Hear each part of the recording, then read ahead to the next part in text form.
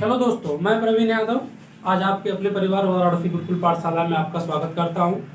दोस्तों, आज हमारा एक नया लुक है। थोड़ा सा हर लुक के साथ पढ़ाना चाहिए। दोस्तों, आज हमें क्या पढ़ना है?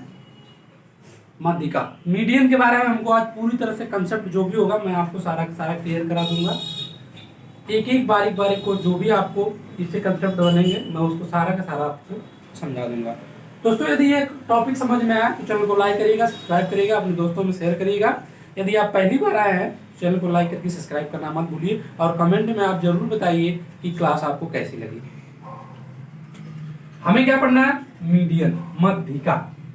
तो दोस्तों याद रखना, माध्यिका होता क्या है। तो पहले हम एक एंगल के बारे में आपको सिखाते हैं।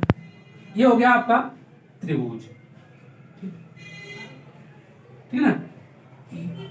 ए बी सी, ठीक। तो दोस्तों आपको याद रखना है, इसका सिंपल सा परिभाषा है कि त्रिभुज के किसी भी शीर्ष से सामने वाली भुजा पर जो हम लाइन खींचेंगे वो लाइन क्या करेगी, उस सामने वाली भुजा को दो बराबर भागों में बांटेगी और यही होता है क्या? माध्यिका। तो किसी भी शीर्ष से यदि हम सामने वाली साइड पर खींचा गया जो लाइन होता है, यह सामने वाली भुजा को दो बराबर भागों में बांटता है और वही क्या होता है? माध्यिका होता है। क्या होता है? वही क्या होता है? मीडियन होता है। समझ में आ गया?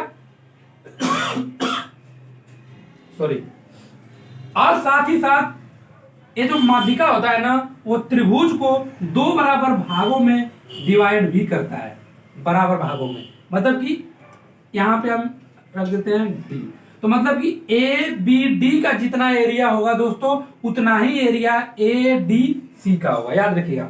तो आपको रिमेंबर होना चाहिए, याद होना चाहिए कि जो मीडियन होता है वो मीडियन किसी भी त्रिभुज के दो बराबर भागों में बांटता है। साथ ही साथ मीडियन होता क्या है, मीडियन कहते किसे हैं? तो याद रखिए, किसी भी शीर्ष से सामने वाली भुजाओं पे खींची गई लाइन जो सामने वाली भुजा को क्या करेगी? दो बराबर भागों में बांटेगी, वही क्या कहलाएगी? मीडियन कहलाएगी। अब इस चीज को भूलिएगा मत। इतना आपको समझ में आ गया? अब आगे चलिए। उसी प्रकार याद रखिएगा, उसी प्रकार यदि हम मान लीजिए त्रिभुज और हम बना लेते हैं, यहां पे भी हम बना लेते हैं।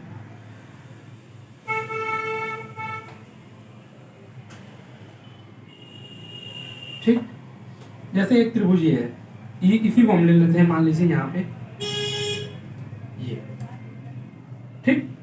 और ये हो जाएगा आपका ये हो जाएगा बी और ये हो जाएगा सी।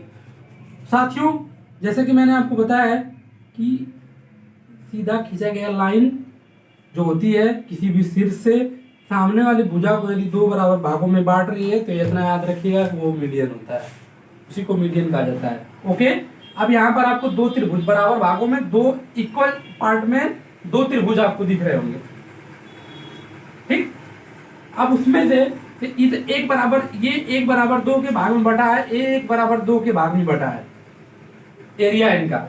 यदि इस त्रिभुज को भी यदि हम उसी प्रकार, जिस प्रकार से दो बराबर भागों में मीडियन लेकर आए हैं, इसी प्रकार यदि बी से यहाँ से मीडियन लेंगे तो ये और ये आपस में बढ़ जाएगा। तो ये आपस में बढ़ जाएगा तो बताइए कि ये एरिया कितना हो जाएगा? तो टोटल एरिया कितना था? 1/2। तो उस 1/2 का यदि हम आधा करेंगे, तो आधा जब करेंगे तो कितना हो जाएगा? ये इधर चला जाएगा तो कितना हो जाएगा?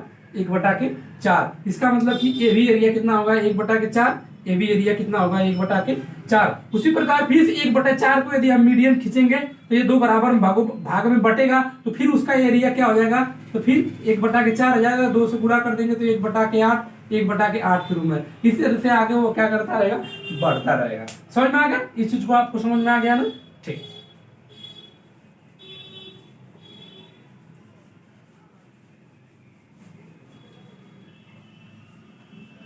ओके। अब देखिए, एक चीज आपको हम पहले ही बता चुके हैं कि किसी भी त्रिभुज की जो हाइट होती है मेरे साथियों, जैसे मान लीजिए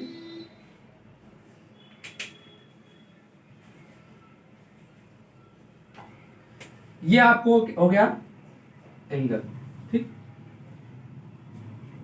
ए बी सी, तो किसी भी त्रिभुज की जो हाइट होती है ना, वो हाइट जो होती है वो त्रिभुज के बाहर भी हो सकता है। समझना क्या? जैसे यहां से हम यहां से लेते हैं और यहां से ये, तो ये हाइट हो सकती है। इतना आप याद रखिएगा। तो किसी भी त्रिभुज की हाइट बाहर भी हो सकता है, इस चीज को आपको पता होना चाहिए। इतना समझ में आ गया? ठीक।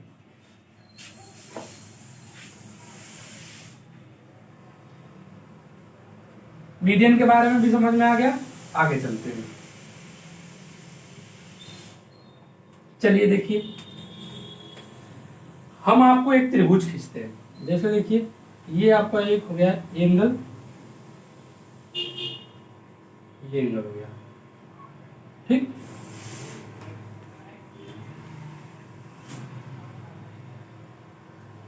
कोई दिक्कत? इस एंगल पे हम,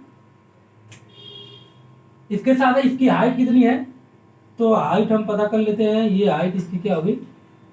एच। एच इसकी क्या है? हाइट है, ठीक।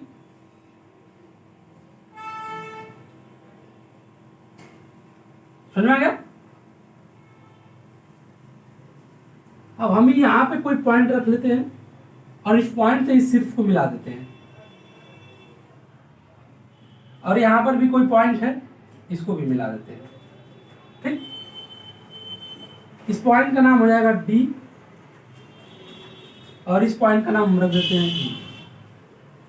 ओके। टोटल दूरी, हम टोटल दूरी क्या मान लेते हैं? 15। टोटल दूरी कितना होगा? 15। यदि हम बी से लेकर डी तक की दूरी को 3 मान लें, ओके, और डी से लेकर ई तक की दूरी को हम 7 मान लें, तो 3 7 3 10 हो गया और टोटल 15 है। इसका मतलब ये कितना हो जाएगा? 5। यहां तक आपको कोई दिक्कत? ओके। ये आपका हो गया एंगल ए वाला, ओके। और ये एंगल ये वाला हो गया,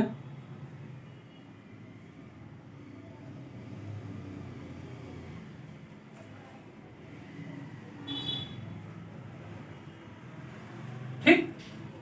और एक एंगल ये पूरा हो गया बी से लेकर डी तक का। इसको हम ब्लू से दिखा देते हैं,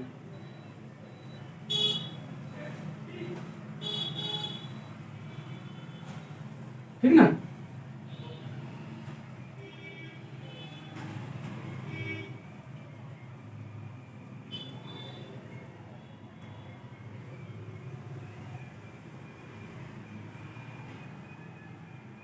ओके। आपको यहां पे 3 गो ट्रायंगल, 3 गो त्रिभुज दिख रहा है। हमारा इसका एक ही कंसेप्ट है कि जो बेस का जो रेशियो होता है, याद रखिएगा, वो क्या होता है? एरिया का रेशियो होता है। यही कंसेप्ट इसका है। बस यही हमको सिखाना है कि बेस का रेशियो जो होगा वो एरिया के रेशियो के बराबर होगा। तो हम सिखा देते हैं, पहले एरिया क्या होगा उसको दिखाइए। तो एरिया का रेशियो हम यहां पे चलते हैं, ठीक। त्रिभुज ए बी डी में, ए बी डी में त्रिभुज जब हम दिखाएंगे दोस्तों, तो ये त्रिभुज का हाइट हम बोले हैं ये बाहर भी हो सकता है, ओके। तो इसका मतलब 1/2 गुणे बेस कितना होगा? बेस बी और डी होगा, तो बी और डी कितना है? 3 है। और हाइट कितना है? तो हाइट यहां पे है, तो h हो गया, ठीक। रेशियो समझ में आ गया? तो ये हम नाम देते हैं A1, A2 और A3 एरिया, ठीक। एरिया 1, एरिया 2, एरिया 3 तीनों त्रिभुज का। तो ये A1 का रेशियो होगा, ये A2 का रेशियो होगा, ये A3 का रेशियो होगा, ओके। एरिया का रेशियो बेस के रेशियो के बराबर होता है, आप याद रखिएगा। इसके बाद अब हम आते हैं इस वाले त्रिभुज में। तो इस वाले त्रिभुज में क्या होगा? फिर वही होगा 1/2। हाइट क्या है? हाइट h है,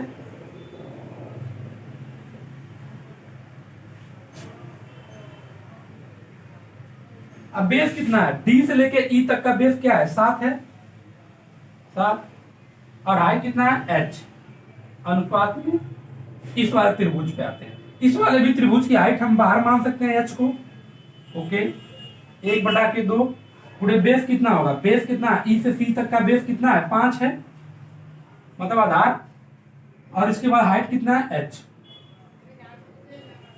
यहां तक आपको समझ में आ गया दोस्तों? यहां तक नहीं समझ में आ गया तो आप ये देख रहे होंगे 1/2 1/2 1/2 कट गया, और एच और एच ये भी कट गया। हमारे पास बचा क्या है, 3:7:5। यही हम आपको क्या बताया कि एरिया का जो रेशियो होगा वो इसके बेस के रेशियो के बराबर होगा। कोई दिक्कत यहां से? यही आपको यहाँ पे समझाना था हमें। तो यहाँ पे आप लिख लेंगे, यहाँ पे नोट में आप अपने नोट में आप लिख लेना कि एरिया का जो रेशियो होगा वो बेस के रेशियो के बराबर होगा। ओके, एरिया का रेशियो बेस के रेशियो के बराबर होगा। ओके, ये चीज आपको लिखना है, नोट कर लीजिए दोस्तों। मीडियन का एक जबरदस्त कंसेप्ट ये भी है, ये भी सीखना है, आपको सिखाते हैं। इस कंसेप्ट में क्या है, इस कंसेप्ट का एक ही मतलब है कि किसी भी त्रिभुज की जो भुजा होती है ना, जैसे ये भुजा और ये भुजा, कर रहा है कि ये जो भुजा होगा उन भुजाओं का जो योग होगा उनके मीडियन मतलब उनके मध्यिकाओं के योग से बड़ा होता है। मतलब इनका जो योग होगा, उनके मध्यिका होगा, तीनों सिर से जो खींची गई मध्यिका होगा, उनका जो योग होगा उनके बड़ा होता है, उनसे क्या होता है, बड़ा होता है। तो बड़ा होता है तो क्यों बड़ा होता है, इस चीज को हम आपको सिखाते हैं। क्यों का जवाब हम आपको बेसिक से सिखाते हैं कि बड़ा होता है तो क्यों बड़ा होता है, बड़ा होता है तो क्यों बड़ा होता है।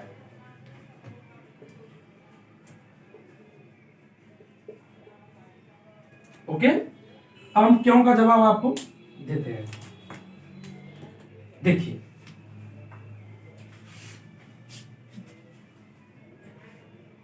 ए से हम एक मीडियन खींचते हैं, कहां तक, डी तक। ओके,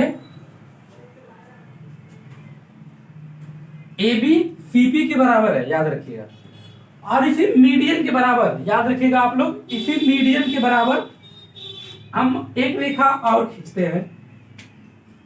और ये जो मीडियन है, जैसा कि हमको आपको बताया है कि ये दो त्रिभुज को 2 बराबर भागों में बांटेगा, अर्थात यह मिड पॉइंट पे आके मिलेगा। तो यहां से हम क्या करते हैं, एक और भी लाइन बनाते हैं,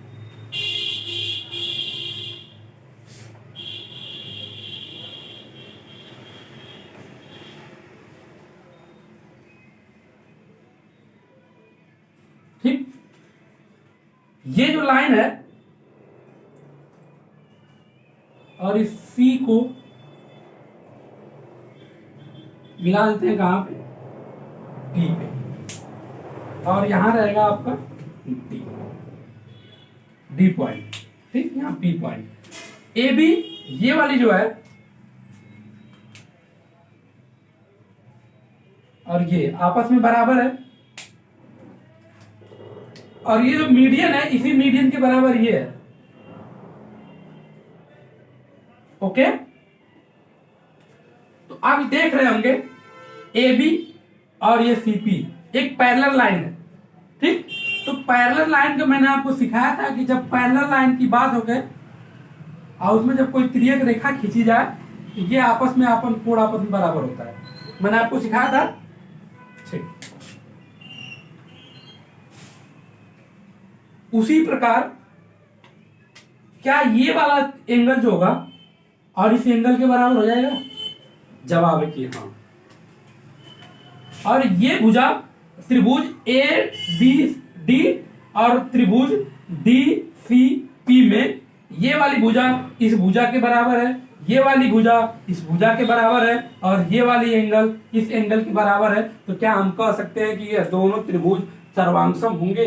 तो किस किस वजह से सर्वांगसम होंगे, तो भुजा कोण भुजा से, भुजा कोण भुजा से, भुजा कोण भुजा से क्या हो जाएंगे, ये सर्वांगसम हो जाएंगे। तो सर्वांगसम का आपको क्या, अब हम यहाँ पे क्या करेंगे, लिखेंगे त्रिभुज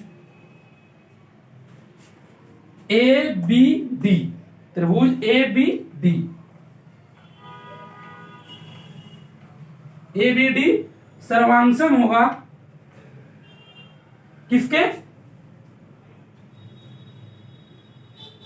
पी सी डी के, पी सी डी के, पी सी डी के। कोई दिक्कत, ठीक।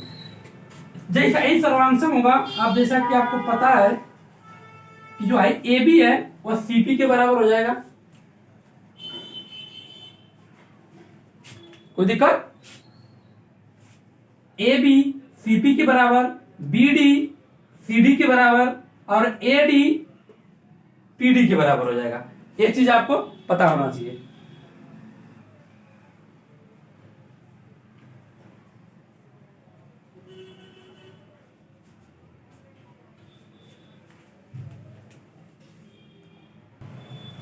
चलिए, तो अब हम देखते हैं जो ए बी है वो सीपी के बराबर है, ये तो हो गया है बराबर, पहले से दिया है।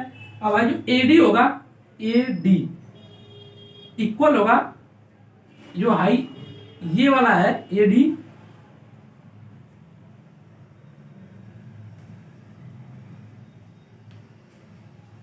वो इसके बराबर हो जाएगा, किसके, सी डी के।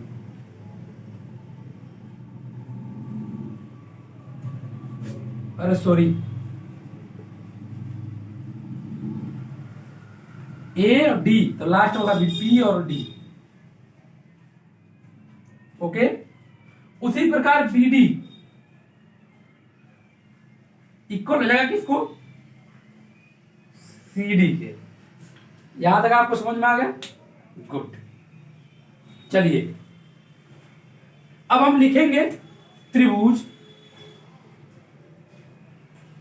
ए सी पी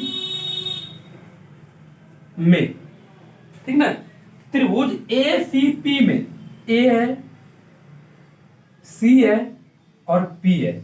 तो आपको पता होना चाहिए कि ए सी और सी और पी इन दोनों भुजाओं का जो योग होगा वह तीसरी भुजा से बड़ा होता है, जो कि मैं आपको फर्स्ट क्लास में ही बता दिया था। इसका मतलब ए सी प्लस सी पी बड़ा होता है किसके, एपी के। ठीक साथियों, जो सीपी है, सी और पी है, वही बराबर है ए और बी के। तो क्या हम लिख सकते हैं इसको, ए सी प्लस ए बी बड़ा होगा, और जो हाई देखा एपी जो ना, ए से लेके पी तक का जो दूरी है वो हाई दूरी आपस में बराबर है। तो क्या हम इसको लिख सकते हैं ए डी का ट्वाइस, बिल्कुल लिख सकते हैं। तो ये हो जाएगा समीकरण नंबर 1। उसी प्रकार हम दोनों शीर्ष से निकालेंगे तो 2 समीकरण हमको मिलेगा। ओके, तो 2 समीकरण आपको मिलेगा, तो एक समीकरण आपका क्या हो जाएगा, अब यहां से जब हम निकालेंगे ये वाला करके, तो आपका हो जाएगा ये वाला फिर ये वाला।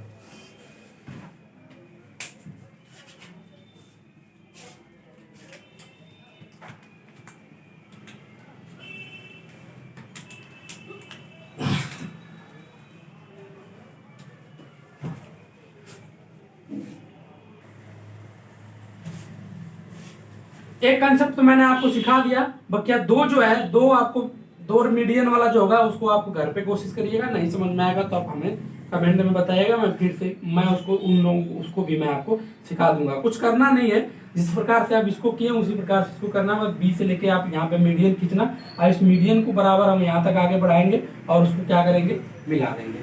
मिलाने के बाद यहाँ पे सी से हम मिला देंगे और ये आपका निकाल, इसी तरह से चित्र बनेगा। फिर उसको भी हम मिला के आपको दिखा देंगे। तो ये चीज आप घर पे कोशिश करना, नहीं समझ में आएगा तो हमसे पूछेगा।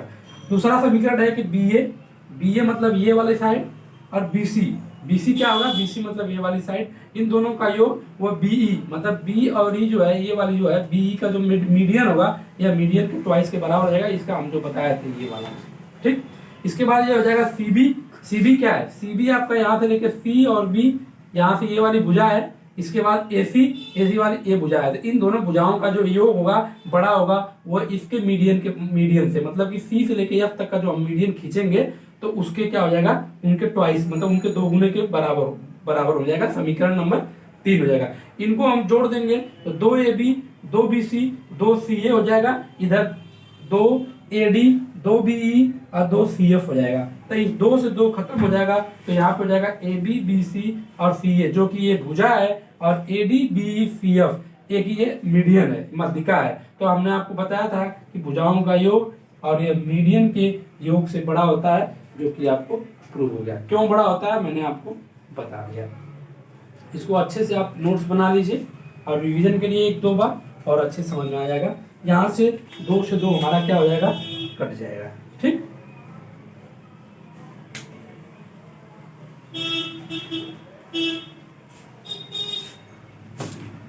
तो ठीक है दोस्तों, मैं आप अगला क्लास जो कि मीडियन पे ही रहेगा, जिसमें केंद्रक कुंद्रक के बारे में हम आपको बताएंगे, सेंट्रॉइड के बारे में बताएंगे कि उनको वो कितने, मतलब कि कितने रेशियो में बढ़ता है प्रत्येक, मतलब एक मीडियन जो होता है कि कितने रेशियो में बढ़ता है। ये सारी चीज़ों को मैं आपको सेंट्रॉइड के थ्रू आपको कल में अगली क्लास में सिखा देंगे। यदि वीडियो आपको अच्छी लगे तो चैनल को लाइक करके सब्सक्राइब करिए, अपने दोस्तों में शेयर करिए। जय हिंद, जय भारत।